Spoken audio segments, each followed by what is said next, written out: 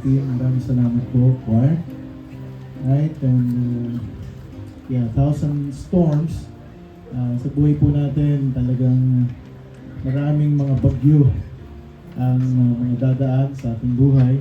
And we thank God because He's our refuge. Siya po yung ating sandigan. For 2 weeks now, He's become our thick-walled fortress. God is our safe place, especially now we need protection. Knowing God as our refuge enables us to trust Him more freely. At whether ito po physical or spiritual sense, there's no situation we will ever face that is out of God's control. The best place to be, really, always be right with Him. At tayo po'y natutuwa dahil meron tayong Diyos na pwede nating masilungan, especially in times like this. And we can ask God to intervene on our behalf. Right? Pwede natin siyang hingan ng tulong. At kung tayo po ay natutokso na kung saan ay maghanap ng mga safe places other than God, really, God is the only real refuge we'll ever find. And no matter our circumstances is, the safest place to be is always in the center of God's will. Tayo po ay pinangakuan na hindi tayo iiwan at hindi tayo pababayaan. Panghawakan po natin yung 100%. Not 80%, not 90%, but 100%. Kahit na may mga nagdadaan, mga drones dyan, 100% pa rin, Panginoon. Yeah. Hindi yung nag-iiba yung natin. Pagka may nakikita tayo, may mga alert na dumarating, nag-iba po yung ating pananalig sa ating Panginoon. Alright, so thank you, brethren, for honoring the Lord today. Magandang umaga po sa inyong lahat. Morning, everybody. Alright, kayo ba'y natutuwa at nagising kayo na? Yeah. Nasa mabuting kalagayan po tayo. Happy Lord's Day to everybody. Glad to see you all. Sa ating mga guests and regular attenders, thank you for joining me today. And I pray that God will speak to all of us. Keep us safe, of course, and be blessed. And just like to recognize ang ating po mga kapatiran online. Tingnan po natin kung sino yung mga kasama po natin na malalayo po sa atin. And yung iba, may mga trabaho, merong mga inaasikaso. Unahin muna natin ang ating nasa Abu Dhabi. Pasok. Alright, Brother Kenneth at Sister Marimar at sino yung kasama nyo? May kasama ba kayo sa tabi ni ba't nagkaroon kayong baby kagad? Laki na kagad. Alright, ano pangalan niya, Brother Kenneth? Dinig ba natin? Dinig nyo ba yan sa inyo? Alright, tingnan natin kung maririnig natin si Kenneth. Kenneth, ano pangalan ng bata na katabi mo? Yan, lakas. Hindi namin marinig, Brad. Sabihin na lang sa akin mamaya. Alright? So, thank you so much at kayo po ay mag-ingat dyan sa Abu Dhabi. And of course, baka nasa Abu Dhabi rin to, si Brother Wayne at Sister Michelle. Sister Mitch, pakikaway lang at Brother Wayne. Ayun, nasa Abu Dhabi pala sila. Alright, kasi yung family po ni Sister Mitch ay nasa Abu Dhabi. So, minsan sila po ay bumibisita. At ingat din po kayo dyan, mga kapatid, sa Abu Dhabi. And of course, tayo po'y gawi ng Caloocan City. Ang ating nanay at Tatay Erpe. Tay Erpe, pakikaway lang po dyan. Alright, so nice to see you there. At ingat din po kayo dyan sa atin dahil nagtataasan ang presyo ng bilihin po dyan. Tama po ba? Alright, ang gasolina ay tumaas ng around 11 to 14 pesos. Ano po, yan po'y medyo talagang malaki sa atin. Ano po, magtaas lang ng piso, 2 piso sa atin per liter. Malaking bagay na. Yung pang 11 to 14. Alright, so maraming salamat po. It's so nice to see you there, mga kapatid. At naway makasama po namin kayo hanggang mamaya sa ating pagbabahagi ng salita ng ating Panginoon. At tayo po mga nandito, of course, we would like to thank the Lord and give Him good glory. Are you ready to hear the Word of God? Alright, so we open our Bible please in Matthew 7:22. Matthew 7:22. Tayo pong lahat ay tatayo. Give respect sa pagbabasa po ng salita ng ating Panginoon. Matthew 7:22. Kung kayo po ay nandyan na, kita niyo po sa ating screen. Alright, say amen please. Alright, tayo pong lahat, basahin natin ang salita ng ating Panginoon. Matthew 7:22. Ready, read. Many will say to me in that day, Lord, Lord, have we not prophesied in thy name? And in thy name have cast out devils? And in thy name done many wonderful works? Tayo pong lahat, yung po at manalangin. Ama naming banal, we are so blessed because we are gathered here freely. At maraming salamat po Panginoon ay yung pong biyaya ay patuloy po pinagkakalupo sa amin. We thank you also sa safety na pinagkakaloob sa bawat isa. And of course, we thank you for UAE keeping us also safe here in this place. Sa Abu Dhabi rin po, kayo pong patuloy mag-ingat sa kanila at sa aming bansang Pilipinas. Kayo rin po ang magpala at patuloy po kayo mag-provide ng aming pangangailangan. Again, Father, continue to take control of everything happening around us as we are doing our service here. Keep us safe. Ito po'y dalangin namin sa pangalan ni Jesus. And all the people will say, Amen. You may be seated. Thank you very much. Alright. At mamaya po ay gagawin tayo ng konting announcements. And after service, if you are free, you know, yung ibang mga kapatiran dito, they go to lunch fellowship. Right? Pwede kayong sumama. Alright. At makipagkwentuhan para, you know, kahit pa paano ma-release nyo yung mga ating mga worries. And masarap po makipagkwentuhan sa mga kapatiran. Right? Sa mga anak ng Diyos. At tayo po ay pinagpala dahil ginagamit din po yung ating fellowship para tayo po ay magpalakasan sa pananampalataya. Alright. Ready na po tayo. God bless you today. Let me speak to you about the folly of empty words. The folly of empty words. This is an extension of our last lesson series, The Dreadful End of a Deception. You know, the folly of empty words. When you say folly, ito po'y kahangalan sa Tagalog. Hangal, folly, or fool, kalokohan, yan, foolishness. It refers to foolish behavior when you say folly and lack of good judgment. At pagka sinabi mo namang empty words, ito po yung halo, yung mga salita na walang laman. They are void. They are nonsense. Walang laman. There is no content. Jesus has spoken about this, the folly of empty words. Here in Matthew 7:21 verse to 27, on the Sermon on the Mount, we study His words. You know, ang mga salita po ng ating Panginoon, they are stunning, they are shocking, and they are tragic words. Matthew 7:24, the Bible says, Therefore, whosoever heareth the sayings of mine, and doeth them, I will liken him unto a wise man, which built his house upon a rock. And the rain descended, and the floods came, and the winds blew, and beat upon that house. And it fell not, for it was founded upon a rock. Ganda ng yung awitin, yung choir. 1,000 stones. Sabi ko, talagang konektado. And verse 26, And everyone that heareth the sayings of mine, and doeth them not, shall be likened unto a foolish man, which built his house upon the sand. And the rain descended, and the floods came, and the winds blew, and beat upon that house, and it fell. And great was the fall of it.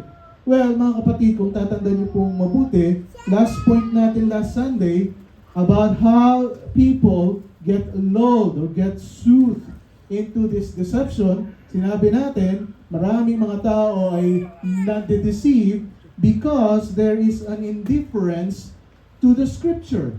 Pagka sinabi mong indifference or indifferent, you know, they don't really care about the Bible. They don't really care about reading the Scripture. Wala silang interest, particularly interested in hearing the Scripture. Ayaw nilang pakinggan o wala silang interest. You know, they are not interested in learning the Word of God. They are indifferent. They are deceived. They do not have an appetite for divine truth. You know, they may have a Bible. Meron silang Biblia, but they do not really read it. I just don't know, the whole week round. Binigyan tayo ng pagkakataon, lalo na ngayon, marami tayong oras sa ating mga sarili. Have you opened the Bible and read it these past few days? They are not drawn to it. Mas lahat ng mga balita nakita na natin, pero yung salita ng Panginoon ay hindi man natin binasa kahit isang verse. Minsan nga, isang verse nga lang naiinip tayo. These people are deceived. It's not their bread. It's not their soul food. Although sinasabi ng Biblia ay ang tao ay hindi nabubuhay sa tinapay lamang, kundi sa mga salita na lumalabas sa bibig ng ating Panginoon.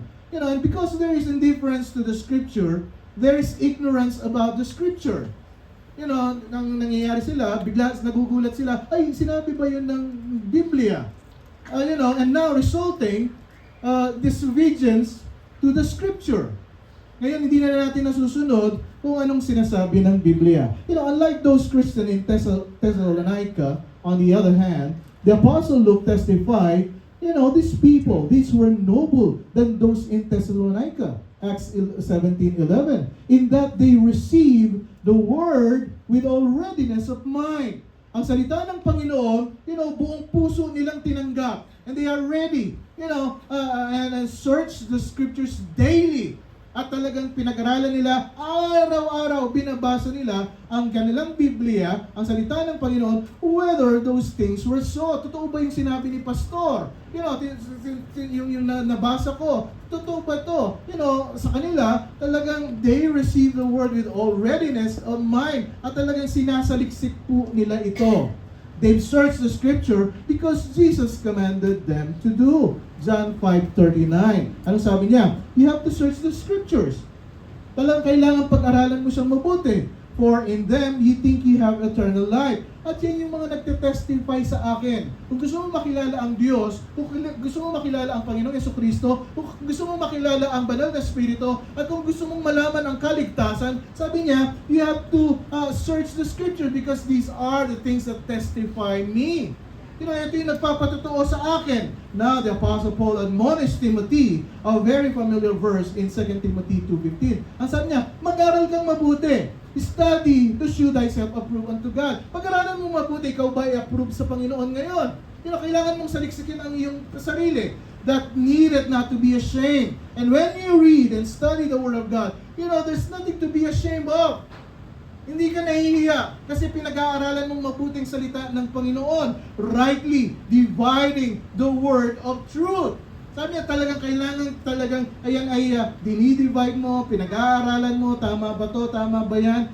Unfortunately, all these kinds of deceived people really are in and around the truth. At ang nakakalungkot pa, ito pong mga deceived, ito pong mga lulled into this deception, they just are in and around the truth. Ang nakakatakot ay, talaga namang binabasa namin ng Biblia, pinapakita pa nga ni Pastor Art ang verse sa screen, and these are the people who are in and around the truth. I have told you last Sunday, we will know people are deceived because these people are only seeking feelings. Sa kanilang paglilingkuran, sa kanilang pananampalataya, they seek feelings, they seek blessings, they seek experiences, and they seek healing. Ang sinasabi nila, pagka wala akong pagpapala, that's not the truth. People who are most interested in the byproducts of the faith.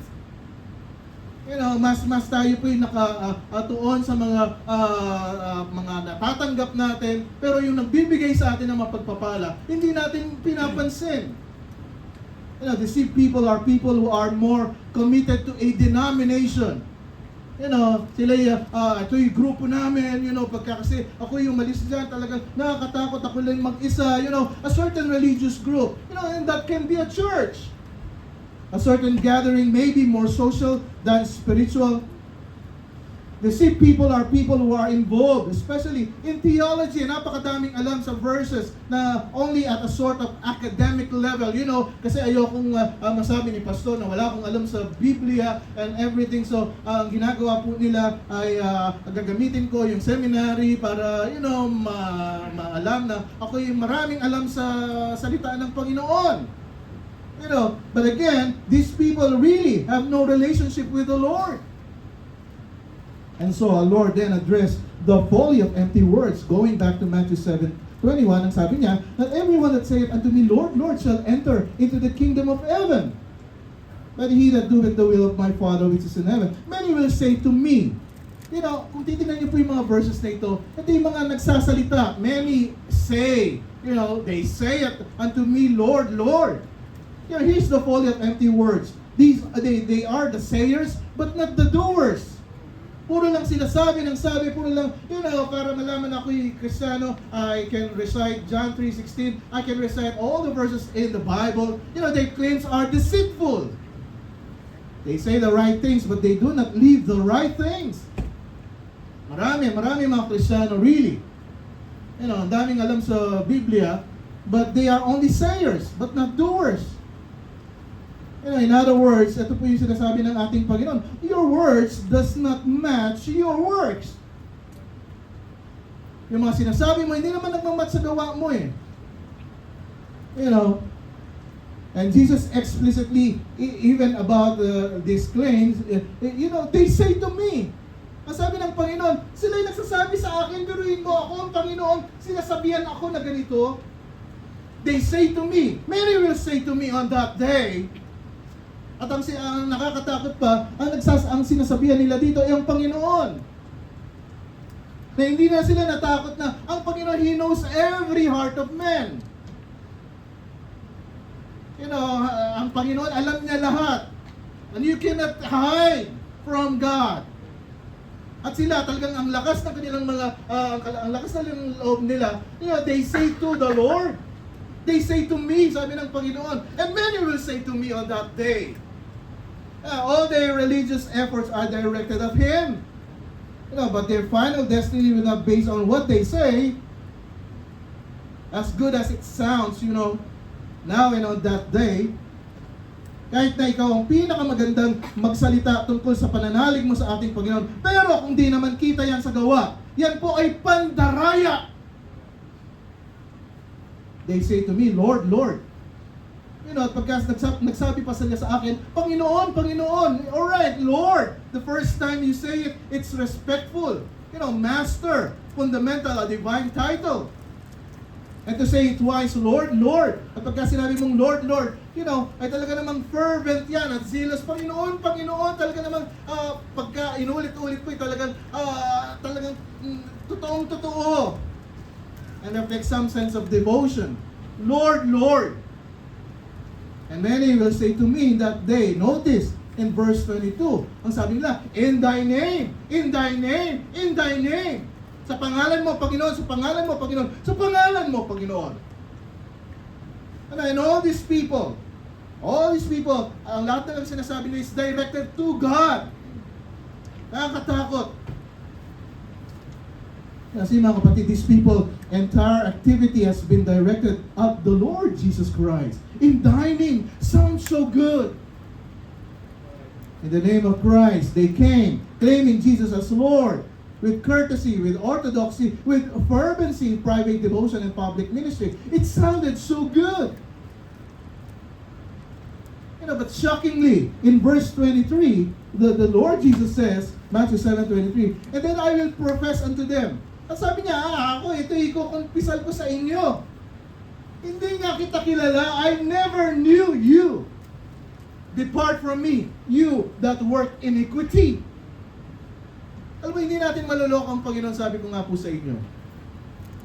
Kahit na ikaw, lokohin mo yung sarili mo, pero ang Panginoon, alam na alam po niya kung ano yung sinasabi po natin. And they made a confession. Jesus said, let me make one.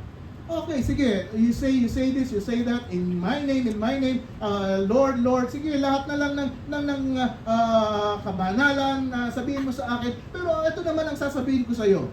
Sabi ng Panginoon, and then I will profess unto you, I never knew you. Hindi nga kita kilala. Diba? There are a lot of people who are deceived. Nakala nila ang pagsisimba ay makikilala sila ng Panginoon. Ang sinasabi nila ay, okay, ako lagi nagbibigay naman sa church. Ako naman ay talagang, nananalangin and everything. In thy name, O Lord, I profess, in thy name I make prophecy, and in thy name I'm there, I'm playing the music ministry, I am in the choir, I am a Bible teacher, and I am a Sunday school teacher, and everything. Pero sabi ng Panginoon, ang Panginoong Jesus, depart from me, all you workers of iniquity. All you work, their works are iniquity. Their works are of lawlessness. Parang ang sinasabi ay, si Antichrist ay, yan din ay gumagalaw, he's a lawless person. 2 Thessalonians 2:7. For the mystery of iniquity doth already work. Sa mga taong deceived, talagang yung iniquity ito'y nangyayari na only He will now will let until He will be taken out of the way. Ano sabi niya? And then shall the wicked be revealed.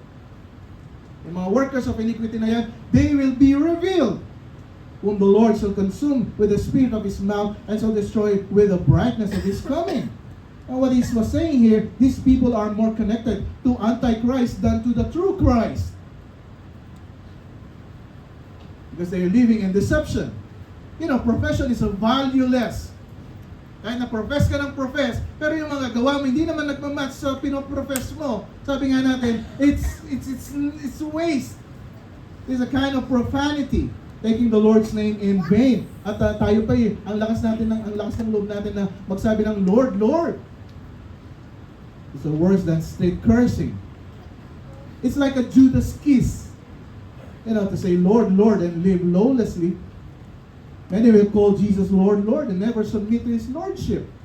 Kaya sabi ng Luke 6:46, and why call ye me Lord? Sabi niya, bakit tinatawag niyo akong Lord, Lord? And why you call me Lord, Lord, and do not the things which I say? Bakit tinatawag mo kung ako ay Panginoon mo? Ikaw ay kiniklaim mo na ikaw ay Kristiyano, tagasunod ka ng Panginoong Jesucristo, pero hindi mo naman ginagawa yung mga sinasabi ko sa iyo. Beloved brethren, listen carefully. People in the kingdom do God's will. Ang mga tunay na anak ng Diyos, ginagawa po nila ang kalooban ng Diyos.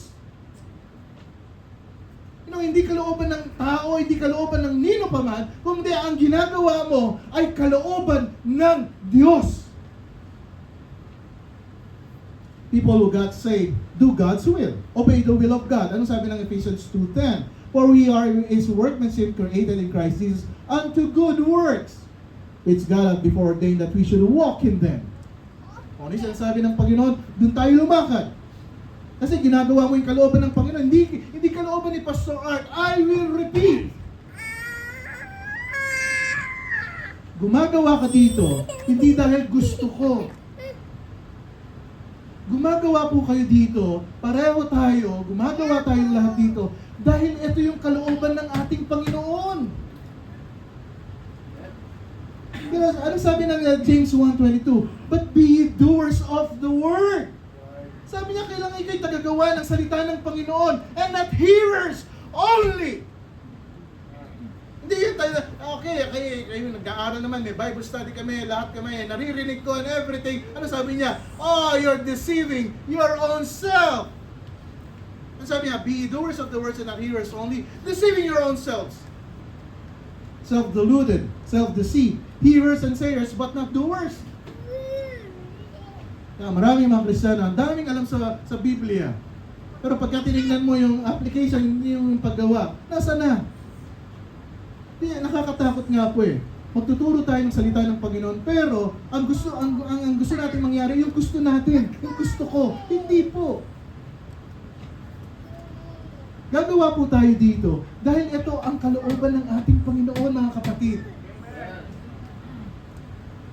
The only possible way to manifest true Christianity is to practice the law of God good works.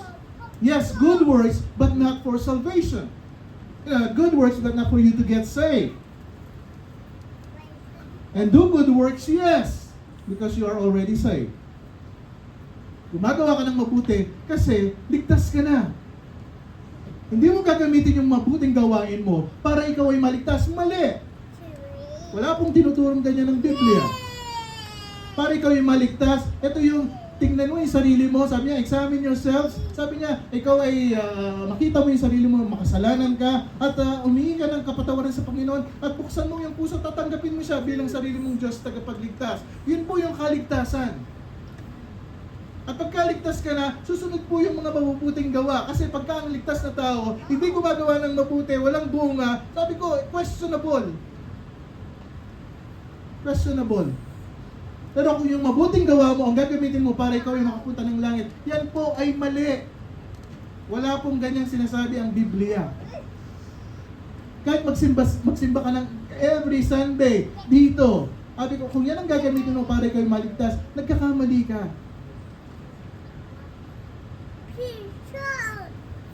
You know, James 2:14. Ano sabi niya? What doth it profit, my brethren? Though a man say he hath faith and have not works, can faith save him? Sabi niya, sinasabi mo ikaw ay may pananampalataya, pero wala ka namang gawa. Ang sabi niya, ang yung bang pananampalataya makakaligtas sa iyo? If a brother or sister be naked or destitute of daily food, and one of you say unto them, depart in peace, be you warm and filled, notwithstanding ye give not those things which are needful to the body, what does it profit? Nakita mo ang isang tao, walang damit, walang pagkain, anong pakinabang kung sinabi mo lang na, okay, sa susunod na lang, bahala ka na.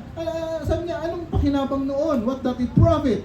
Even so, faith, ang isang pananampalataya na walang gawa ay patay, being alone. You know, yeah, man may say, thou hast faith and I have works. Should be thy faith without thy works?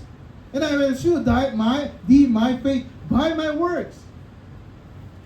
Ipapakita ko yung pananampalataya ko sa aking mga gawa. Ano sabi niya? Thou believest that there is one God, thou doest well, the devils also believe and tremble. Ano pinagkaiba mo kay Satanas, ika nga, kay sa devil? Sabi niya, siya rin ay naniniwala ng Diyos, ikaw ay naniniwala sa ano pinagkaiba niyo? Anong sabi niya? Alright, the devils also believe. Hindi lang sila naniniwala, ay sila po'y nanginginig. Anong pinagkaiba niyo? Ang pinakaiba mo, okay, ikaw ay tinanggap mo si Kristo sa puso mo bilang sarili mong Diyos tagapagligtas. Pero siya hindi niya matanggap. Hindi niya matanggap yan. Kaya nanginginig siya kasi alam niya yung end niya. You know, but godly, O vain man, the faith without work is dead. Hindi ba pwedeng sabihin mo lang na ikaw ay ligtas at pagkatapos, wala na. Kasi marami mga Kristiyano, akala nila, tinanggap nila si Kristo sa puso nila at bilang sarili ng Diyos. And that's it. That's fine. You are saved. Pero habang nabubuhay tayo sa mundong ito, ay merong bunga ang isang ligtas na tao. Hindi mo pwedeng sabihin na ikaw ay ligtas pagkatapos walang bunga. You know, faith without work is dead. Was not Abraham our father justified by works when he had offered Isaac his son upon the altar? Sabi ni Abraham, I have faith, O Lord. Pero sabi ng Panginoon, okay, para magkaroon tayo ng proof na ikaw ay nananampalataya, saksi nga, gawin natin ito. Kaya sabi ko nga po sa inyo pagka naging Kristiyano kapag tinanggap mo si Kristo sa puso mo, yan yung mapapatunayan mo sa mga gawa mo nung ikaw ay ligtas din. Meron pong bunga. Says, thou have faith wrought with his works, and by works was faith made perfect. And the scripture was fulfilled which said, Abraham believed God. And it was imputed unto him for righteousness, and he was called the friend of God. You know, Abraham, he was called the friend of God. F nga, friend, F, capital F.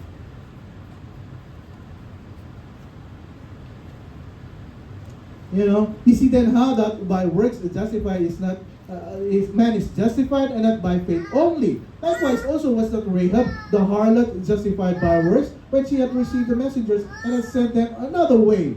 For as the body without the spirit is dead, so faith without work is dead also. Ang pananampalatayang walang gawa, yan po ay patay. You know, yun yung sinasabi ng ating Panginoon. You say that, Lord, Lord. You know, many will say unto me, they prophesy in my name, in my name, in my name. Puro lang sila salita, pero wala namang gawa.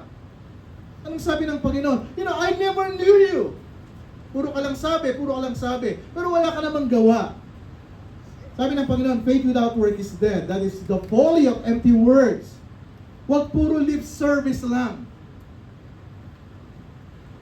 You know, madali lang naman magsabi, ako ay Kristiyano, you know, ako ay, alam ko ang verse, John 3:16, ako, napakadaling sabihin po yan. Pero ang inihingi ng ating Panginoon, pagka ikaw ay ligtas na, hindi lang po lip service. Dapat merong gawa. Dapat ikaw ay talagang linggong-linggo, ikaw ay magigising, ikaw ay, you know, maghahanda, maliligo, magtutoothbrush, kung nagtoothbrush, kayo, you know, mag-almusal kayo and everything. You prepare yourself. Talagang mag-aayos ka. Pero mo, di ba, nandito tayo sa Middle East, nakabarong tayo. Di ba, para tayo nasa kongreso.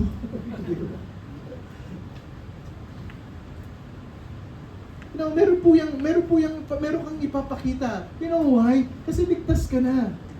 There is a change. Binago tayo ng Panginoon. All religious activity, mga kapatid, no matter how fervent, no matter how orthodox it is, and that doesn't result from obedience to the Lord Jesus Christ, you know, it is lawlessness. Yan po ay sayang. No, kiniklaim natin na tayo Kristiyano, pero walang gawa, sayang. It's not what you say, it is what you do. That's what the Bible says. And just because someone speaks well of Jesus, can recite the whole Bible, seems fervent and open and professing, even preaching Christ, claims to have done works in the name of Christ, is no proof that they belong to Christ. Hindi po yan prueba that you belong to Christ. Ano sabi ni Jeff O'Hara? Why call me Lord? And do not the things I say. You call me the way and walk me not.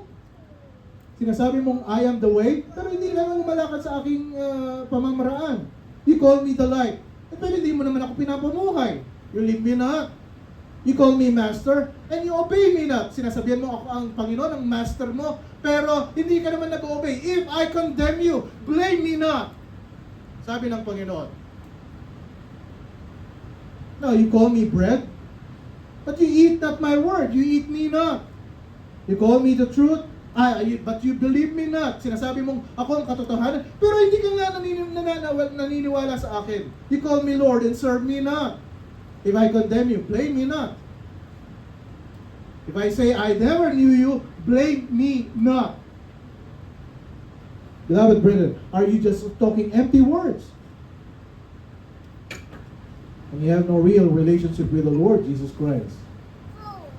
And if you did, it will show up in obedience. Kung sinasabi mo ikaw ay Kristiyano, ikaw ay ligtas, tinanggap mo si Kristo sa puso mo, you know, yan po ay magbubunga, kitang-kita po yan. Loving, grateful obedience to the law of God. Now, moving from empty words and empty hearts. Ano sabi ng Matthew 7:24? Therefore, whosoever heareth the sayings of mine and doeth them, I will liken him unto a wise man which builds his house upon a rock.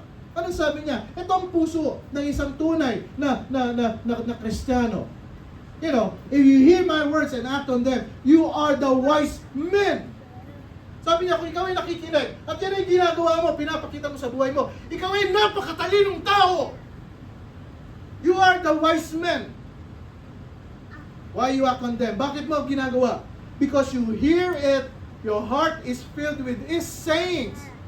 Ang puso mo ay puno ng kanyang mga salita.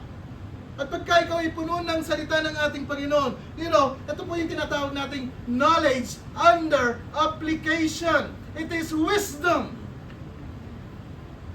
Alam mo, tapos ina-apply mo, you are wise. It is doing, mga kapatid. It is doing. It is obeying the Lord Jesus Christ. You hearken unto it, you do it. Ano sabi ng Panginoon? You are wise. Ikaw ay napakatalinong tao. Kasi hindi mo lang naririnig ang salita ng Panginoon. Kung hindi, ito'y ginagawa mo. It's not profession. It's not just saying something. It is doing. It is doing. It is doing that demonstrate the transforming power of God in your life. Nung magbuhat ng tinanggap mo si Kristo sa puso mo bilang sarili mong Diyos tagapagligtas, you obey God. There is transforming process. Binabago ka araw-araw ng Panginoon. Your heart has been changed. You hear His word and you do it. You obey what He says. Now here comes the context. This context. Ito yung magre-reveal sa atin. Kung ikaw ay dasibo, hindi. Ano sabi ng verse 25? And the rain descended, and the floods came, and the winds blew, and beat upon the house, and it fell not, for it was founded upon a rock. Ano sabi niya, yung storms ng buhay, nagdatingan. Sabi niya, yung hangin, dumating, napakalakas na hangin. Sabi niya, yung flood, binaha tayo, ang lakas ng flood, ang laki ng flood, and beat upon that house. Alam mo, ito po yung sinasabi sa atin eh. Pagka ikaw isang Kristiyano, maraming pagsubok sa buhay, talagang yuyug-yugin ka niyan. Bakit? Kasi gusto niya ipakita sa iyo, hindi totoo ang Diyos mo. And the rain descended, and the floods came, and the winds blew and beat upon that house. And it fell not. Alam mo, kahit na signal number 10 pa yan. Dahil ang pananampalataya may solido sa ating Panginoon, hindi ka mahuhuga. Kahit na may mga dumaan na drones pa dyan, kahit na Nissans pa dyan, kahit na sabi ko nga po sa inyo, kung ang pananampalataya mo ay solido, pangahawakan mo ang mga pangako ng Panginoon sa iyo. And the rain descended, and this house beat upon that house, and it fell not. Hindi yan bumagsak. Bakit? For it was founded upon a rock. And everyone that heareth the sayings of mine, and doeth them. Narinig mo, pero hindi mo ginawa. Shall be likened unto a foolish man, which builds his house upon the sand. Dalawa po dito. The difference only is what you do. It's whether you do it. Everyone hears the word of God. Everyone hears the words of mine. The difference is, people act on them, people don't act on them. He introduces the folly of empty hearts here. Both hear God's word. I will repeat. Lahat tayo naririnig natin ang salita ng Panginoon. Ngayon nga lang, Sunday na Sunday, naririnig nyo lahat ito. Naririnig natin lahat. Everyone hear the word of God. Both, hear the word of God, but not that you've heard it, not that you have professed to believe. Really, it is contrast now between obedience and disobedience. Those who do it them, and those who do it them not. Obedient hearers and disobedient hearers. Both hear these words of mine, professing Christians and possessing Christians. Both look alike. Pare-pareho. They hear the word of God and they both look alike. Pare-pareho tayo. Nakabis tayo ng korban. Nakakabis tayo, nakabarong tayong lahat. Pare-pareho tayo. Nakaayos tayo ngayong umaga. Pare-pareho tayo. So they both look alike. They are both building a spiritual house. Pareho silang nagbibuild ng bahay. And they are both doing essentially the same kind of religious things. Umaawit tayo. Ikaw ay congregational singing. Umaawit tayo. Umaawit ka dito. Kaya tumutok sa music ministry. Pareho tayong may mga ministry. Pareho tayong ginagawa para sa church, para sa Panginoon. They belong to the visible church. We could say, we belong to Bible Baptist Church Dubai Emirates. I have a Bible. I open it. I attend the meetings, ako'y nagpipreach, ako'y nagbabahagi. They may go against the kingdom of Satan. Sinasabi pa natin, mali yan and everything. They may claim that God is powerfully doing things through them. Pareho. The issue is not whether they hear it. It's not what they say. It is what they do. Ang pinagkaiba po ay ano po ba ang ginagawa natin? And by the way, this the Lord said in His parable, the wheat and the tares. Ano sabi niya? Another parable put forth unto them, saying, the kingdom of heaven is likened unto a man which sowed good seed in this field. But while men slept, his enemy came and sowed tares among the wheat and went his way. Ano yung tares sa Tagalog daw? Damo. Wheat yung palay. Tapos may pagka sa palayan, di ba? Yung mga Nueva Ecija, ang palayan capital of the Philippines. Rice field of the Philippines. May mga palay. Tapos may mga damo-damong magsusulputan. Tares. Ano sabi niya? But when the blade was sprang up and brought forth fruit, then appeared the tares also. Nung nagtanim sila, ang mga damo rin ay nagsulputan. So the servants of the household came and said unto him, Sir, didst not thou sow good seed in thy field? From whence then hath it tares?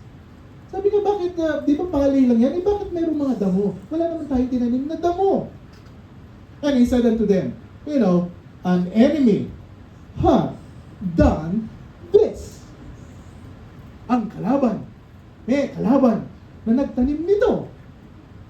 Ano sabi niya? The servant said unto him, Wilt thou then we go and gather them up? Okay, sabi niya, pwede pa, kami po ipupunta, tatanggalin namin yung mga damo. Anong sabi ng master? But he said, Nay, what? Lest while ye gather up the tares, you will up also the wheat with them. Sabi niya kasi pagka tinanggal mo yan, yung mga palay, baka maapektuhan din at matanggal. Ano sabi niya? Let both grow together until the harvest. Ayaw natin, tumubo sila. Sila'y parehong lumaki dyan. And in the time of harvest, I will say to the reapers, gather ye together first the tares. Sabi niya, tanggalin niyo muna yung mga damo na yan. And bind them in bundles. Ano sabi niya? To burn them. But gather the wheat into my barn. At yung mga palay, lagay niyo yan sa aking barn. Oh, di ba? Alin ka dito? Ikaw ba ay tares? O ikaw ay wheat? O baka ikaw ay tares, sabi ng Panginoon, unahin ang mga tares. At ang sabi niya, sunugin sila. O gusto mo bang masunog? When you see the wheat and the tares growing together, don't tear them apart because you cannot distinguish them. Because they both look alike. They both hear the word of God, and the only difference is what they do. Similarities are obvious. They both build a house, the life of a religious activity. Pareho tayong, sasabi natin na tayo nagpipray, tayo nananalangin, tayo umawit sa Panginoon. The same location is obvious. Pareho tayo umaten sa Bible Baptist Church of the Emirates because the storm that comes is both on them. So they build with the same materials. Sabi nga, kasi merong bagyong darating, I'm going to build the same materials. They build the same kind of religious house. They build in the same place. They somehow build in the same way. Because the only distinction between the two houses is the foundation. Anong sabi ng Matthew 25:26? And the rain descended, and the floods came. Yung isa, founded upon a rock. Yung isa, founded upon the sand. Here's the issue. Sabi nila, ang rock na yan, our house is built on Petra. It's a rock bed. At ang sinasabi ng iba, Ammon is the sand. At sinasabi naman nila, kung pag-aaralan mong salita ng Panginoon, ang rock dyan ay si God. Built upon a rock. Iba naman, sabi nila, ang rock dyan ay si Jesus Christ. Which is, that's what the Bible says. But here, in this context, mga kapatid, kung pag-aaralan mo mabuti, the rock here is these words of mine. Ang sabi niya, yung rock dyan, kung ikaw ay may pundasyon ng rock, ang rock na sinasabi dyan ay ang salita ng ating Panginoon. Because the rock there is these words of mine, and everyone that heareth these sayings of mine. Kung ang pundasyon mo ay nakatayo sa salita ng ating Panginoon, mga kapatid, it's building on the Word. Ang pananampalataya mo ay nakapundasyon sa salita ng ating Panginoon. It is the sayings of mine. Anong sabi ng Biblia, Matthew 4:4? But he answered unto them, It is written, man shall not live by bread alone, but by every word that proceeded out of the mouth of God. A very familiar verse. Pero maraming mga Kristiyano na dinidisregard na ito. Pero the truth is, ang sinasabi ng Biblia, these people, they are hearing my words. But the only difference is in what you do. Acts 20:32, and now, brethren, I commend you to God and to the word of His grace. This is able what? To build you up. You know, ang magbibuild po sa atin ay hindi salita ng ninuman, kundi ang salita ng ating Panginoon. And to give you an inheritance among all them that we are sanctified. A life of obedience built on the Word of God is the proof of real salvation. You have to know the Word of God, you have to love the Word of God, and you have to obey the Word of God. You want to build on the rock, you build on the Word of God. Simple. Some difference. Sa sand, very easy eh. You know, hindi mo na kailangan maghukay, hindi mo na kailangan, you know, gumamit ng mga materyales na pwede kang gumamit ng superficial self-fabrication ng mga materyales. That's so easy. Pero pagka nag-build ka sa rock, you know, you have to dig, you know, you have to dig deeper, and you have to use good materials, you know, strong materials and everything. And they hear God's word and do it there. Kaya nung sinabi ko sa inyo, may 3 puso tayong pinag-aaralan dito. The heart number 1 and heart number 2 and heart number 3. Ito yung heart number 1, yung puso niya, ang Panginoong Jesucristo ay nasa labas. Ang sa loob ay yung sarili lamang. Walang Kristo. Hindi pa niya tinanggap si Kristo sa puso niya. Yung pangalawang puso, okay, tinanggap na niya. Pero ang nangunguna pa rin yung sarili. Kaya ang magandang puso ay yung pangatlo. Dahil pinapasok niya si Kristo sa puso niya, at ang nangunguna sa kanya ay ang salita ng ating Panginoon. At yung sarili niya, yung kasalanan, pinababa niya. You know, there are a lot of Christians, you know, having struggled with their faith, with their Christian life. It's because they have the heart number 2. Ayaw nilang maging puso yung number 3. Bakit? Kasi pagka naging puso ko yung number 3, you know, hindi na ako makakapunta sa ganito, hindi ko na pwedeng gawin yung mga ganito, and ang dami nilang worries sa mga pangyayari sa mundo nito. But again, mga kapatid, sabi ko nga po sa inyo, ang pinaka-perfectong refuge na meron tayo dito is when you are in the center of the will of God. And heart number 3, ito nga po yun, na kung saan ay pinakinggan mo ang salita ng Panginoon at ginawa mo. Ang sabi ng Panginoon, magsisikat ka sa tanggapin mo si Kristo sa puso mo. Ginawa mo. Number 3, heart. As I'm about to close. Matthew 7:25-27. Dalawang verse po ito. Let's just compare. And the rain descended, and the floods came, and the winds blew. Kanina, in verse 27, then, and the rain descended, and floods came, and the winds blew, and beat upon that house. Alam niyo, pinag-usapan po natin dito, yung awitin nyo, 1,000 storms. You know, the storm. There is a storm. And only the storm, mga kapatid, listen carefully. Only the storm, ang bagyong dadaan sa buhay mo, will reveal your true condition. Yan lang magpapatunay sa iyo kung ikaw ay tunay na Kristiyano. The house looked the same. The people looked at the houses, wouldn't know the difference until the storm came. Pareho may bahay, pareho may bubong, pareho may bintana, pero may pinto yung bahay. Pero nung napatunayan nila, nung dumating yung bagyo, the storm will manifest the truth. What is the storm? You know, the storm is the final judgment. Titingnan natin kung sino yung deceive at hindi deceive. Padadalaw kayo ng bagyo. Padadalaw kayo ng gera. Padadalaw kayo ng sitwasyon na hindi nyo pa nararanasan sa buhay. You know, the one who built on the rock. Ito po yung nag-build sa salita ng ating Panginoon. He emptied himself. You know, inayahan niya, gininay niya ang kanyang sarili. Yung kanyang self-sufficiency, yung depende niya sa sarili niya. You know, ito po yung one who built upon the rock, that he knows nothing.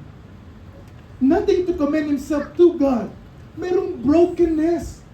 You know, merong self-denial. You know, there is an overwhelmed with sin. Anong sabi niya? And make the maximum effort. He digged in the Lord's strength. to place the Word of God in his heart. Ito po yung isang tao na nag-build upon the rock. Interesado siya sa salita ng ating Panginoon. Interesado siya sa salita, sa relasyon niya sa ating Panginoon. Siya po'y mapagpakumbaba.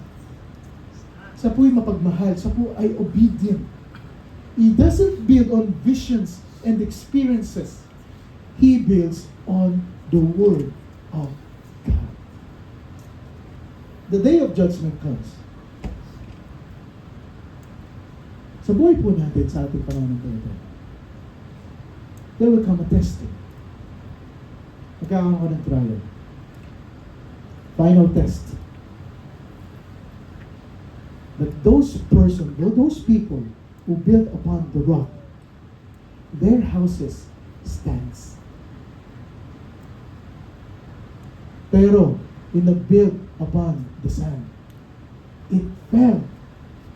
And that fall, ito po'y talagang sad-sad, sabi ko nga po sa inyo. Mga kapatid, there is a generation that are pure in their own eyes, and yet is not washed from their filthiness. That's in Proverbs 30 verse 12. Merong henerasyon na akala nila tama ang kanilang mga nakikita, ang kanilang ginagawa. And yet, hindi naman pala sila nahugasan ng kanilang karamihan. So today, beloved brethren, we will see at our own heart. Huwag puso ng ninuman, puso po natin. Nasaan ba tayo? Bakit ba pagka-service na, doon ka tinatangan? Ba't pagka-service na, wala kang enthusiasm? Where am I? Am I the one who's building on the sand? Or am I the one who's found the narrow gate and built upon the rock? This is an invitation. It is a warning. Jesus' words are stunning. They are shocking words. They are tragic words. They are astonishing. And it should be. Matthew 7:28. And it came to pass when Jesus had ended his sayings, the people were astonished at his doctrine. Sabi niya, ba? Itong salita niya, nakakamangha. Ano sabi niya? For he taught them as one having authority and not as the scribe. Hindi lang sa tagapagturo. Kundi sabi niya, ginagamit niya yung salita ng Panginoon as the authority. He had authority because he was God, in fact. Ano sabi ng ating Panginoon sa Kristo? Do not be around the right religion, but eternally lost. Come to the narrow gate. At pagka pumunta ka sa narrow gate, doon sa ma-skip na gate po yan, you're going to leave everything. You're going to deny yourself. Wala kang pwedeng ipagmayabang sa Panginoon. And sabi niya, go to the narrow gate. A road of faith is a road of obedience. Sa ating pong buhay bilang mananampalataya, it does not end there. Kung tayo po'y naligtas. Yan po'y dapat meron tayong tungan. Meron tayong dapat ipakita. At ang sabi ng Panginoon, the difference only is what you do. Kung ano ang ginagawa mo. And on the narrow road, the end is eternal life. Ano sabi ng Philippians 1:6? This is my last verse for today. Be confident of this very thing. Kung ikaw ay isang ligtas na tao, yung kumpiyansa mo sa sarili mo, yung kumpiyansa mo sa pananampalataya mo, matatayuan mo yan. Hindi ka kailangan matakot kahit kanino pa. Because you know very well your solid faith to the Lord. Alam na alam mo ang tinatayuan mo. Mapa ikaw yung mapunta ng trabaho mo, kaya mapunta ng ibang lugar, you know very well your faith. Hindi mo i-compromise po yan. para ma-please lang ang ibang tao. Don't do that. Never do that. You have to be very confident of this very thing. Dahil ang nagsimula ng mabuting gawa sa iyo, ay yan ipapakita niya. He will perform it until the day of the Lord Jesus Christ. Ang Panginoon lang po, ang gagawa po niya, mga kapatid. Being confident of this very thing, be not deceived. Examine yourselves. Be confident of your salvation. You build upon the rock, build upon the Word of God. Next Sunday, tayo po'y mag-aaral ng mga lessons. And generally, I'm talking about your identity in Christ. Maging solido po yung identity natin sa ating Panginoon Jesus Christ. Yung mga lessons po ang ating mga pinag-aaralan po dito. It's about you being solid to your faith. It's our true identity in Christ. Invite friends. We thank Aaron, we thank Jody, inviting their friends. And we thank them because they are here. I think it's Alexa and what's the name? Just AJ. Excited sa iyo. Oh, I have gas. Let's pray for them. Let them hear the word of God. Kaya natin pong marinig nila ang salita ng ating Panginoon. Amen po ba mga kapatid? Matthew 7:22, many will say unto me that day, Lord, Lord, have we not prophesied in thy name? And in thy name have cast out devils? And in thy name have done many wonderful works. The folly of empty words. Tayo pong lahat ay tatayo. So we'll stand up, please. So we bow our heads and close our eyes. Tayo po'y mananalangin. So we pray. Heavenly Father, we thank you, Lord, sa inyo pong mga salitang aming napag-aralan. It's so deep. Napakalalim po. Pero napakasarap pakinggan. We thank you, O Lord. We thank you for the Holy Spirit who's opening our hearts and minds, giving us the understanding of your words to us. Everybody hear your word, Lord. The saints of mine, everyone. But the only difference is, are you going to do it or not? But today, O Lord, thank you for speaking to my heart. I want to do it, Lord. I don't want to just hear it. I want to do it. If I say you're my master, Lord, I'll obey you. If I say your word are food on my soul, and I will not only eat it, but I will also show it in my life. Papakita ko, Panginoon. Ako po isang Kristiyano. Ako po anak niyo, Panginoon. I want to hear more about your word. I want to build upon that rock. Lord, I don't want to be like those people who are deceived.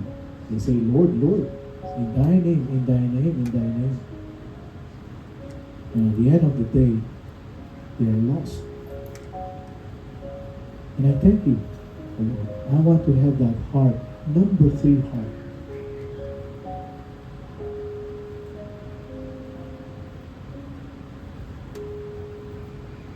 Panginoon, pangunahin niyo po kami. Sa aming mga guest, meron pong lalapit po sa inyo, mga kapatid namin sa pananampalataya. They'll open the Bible and share with you the Word of God. And you're going to pray. And you receive Christ in your heart. And the Bible says, thou shalt be saved. Thou shalt be saved. Mga kapatid, God has spoke to your heart. You hear Him. Pakinggan mo siya. Make a commitment to Him. You tell Him, Lord, I'm not going to just hear your word, but I'm going to do it as well. I'm going to apply it. Especially ngayong panahon ito. You are my refuge, O Lord. Sa iyo po ako tatakbo. Kapatid, kausapin mo ang Panginoon. You speak to God. He knows very well your heart.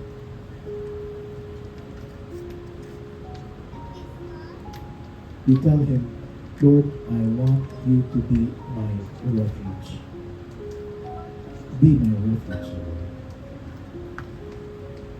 Shall we find a partner? Tayo po mananalangin sa bawat isa.